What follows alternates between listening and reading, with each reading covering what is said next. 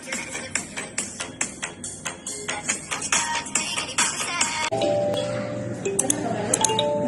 pa.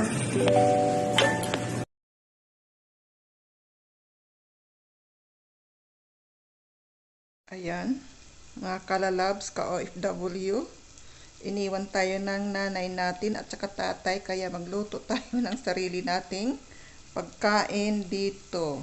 Ayan, gawa tayo ng chicken mechado. Ayan, ilagay ko na yung sibuyas, bawang. Ilagay natin ngayon yung manok. Ayan. Ha? Ayan. Magluto tayo ng sarili kong pagkain.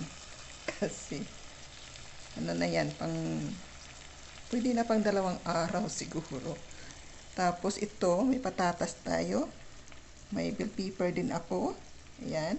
At saka yung carrots ko ay baby carrots. Ayan. Yan ay yung kanin natin. Ayan.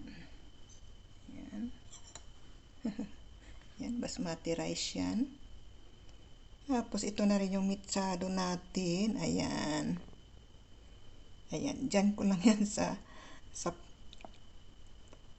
sapat ilalagay kasi bukas ko pa kainin yan.